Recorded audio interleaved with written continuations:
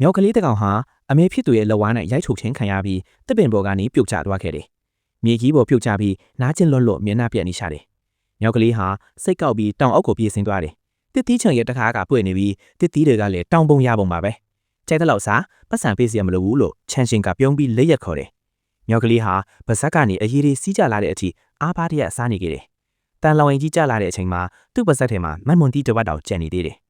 ၃ရက်အကြာမှာတော့သူဟာစက်ကပ်အဖွဲ့စီကိုရောက်စားခံလိုက်ရတယ်။သူ့ရဲ့တသက်တာလုံးတန်ချေချင်းနဲ့ကျွမ်းထိုးနေရတော့မှာပါ။တစ်ပင်ပေါ်ကတစ်တီတွေကလက်လန်းလိုက်တန်းနဲ့ရနိုင်ပါလျက်နဲ့ဘာလို့အမေကပေးမခုတာလဲ။အဲ့ဒီတစ်တီတွေဟာအစိတ်ပြင်းနဲ့ပိုးသက်စေးဒီအခုလေးတင်ဖြန်းထားတာကိုသူမသိခဲ့ဘူး။လောဘကြီးတဲ့စားကလေးတကောင်ဟာလည်းတေဆုံးလို့နေပါပြီ။အကြည့်ဒီကိုဒီမြောက်ကလေးစီကနေခွာပြီးကျွန်တော်တို့ကိုယ်တိုင်စီကိုပြန်ကြည့်ရအောင်။မင်းကတက္ကသိုလ်ဝင်ခွင့်ဆောင်ရွက်ပွဲဖြေပြီးတော့ e-sports game major ကိုတက်ချင်တယ်။မင်းအဖေကမိသားစုဝင်ကြီးရှေ့မှာပဲမင်းရဲ့ keyboard ကိုရိုက်ခွဲပစ်လိုက်တယ်။မင်းကစိတ်ဆိုးမှန်ဆိုးနဲ့အိမ်ကနေထွက်သွားခဲ့တယ်။မင်းရဲ့အိမ်မက်ဒီကိုဖျက်ဆီးခဲ့တဲ့အတွက်သူ့ကိုမင်းအညာမုန်းခဲ့တယ်။ဒါပေမဲ့ professional game ကစားသမားတယောက်ရဲ့လက်အမြန်နှုန်းဟာ10မိနစ်ကိုအကြိမ်300အထက်ရှိရမယ်။လူကသိန်းမှာတယောက်တောင်ရွေးဖို့ခက်ပါတယ်။မင်းက data တွင်း game အစစ် global 100တဲတောင်မဝင်ခဲ့ဘူး။မင်းအဖေကဒီအကြောင်းပြချက်တွေကိုမပြောပြတဲ့တော့အဆိုးဆုံးနည်းလမ်းနဲ့မင်းကိုတားဆီးခဲ့တာပဲ။နောက်ဆုံးမှာမင်းကွန်ပျူတာသိပ္ပံမေဂျာကိုရွေးလိုက်တယ်။၄နှစ်ကြာမှတော့အရင်ကမင်းနဲ့အတူ game ဆော့ခဲ့တဲ့တငယ်ချင်းတွေထဲကတချို့က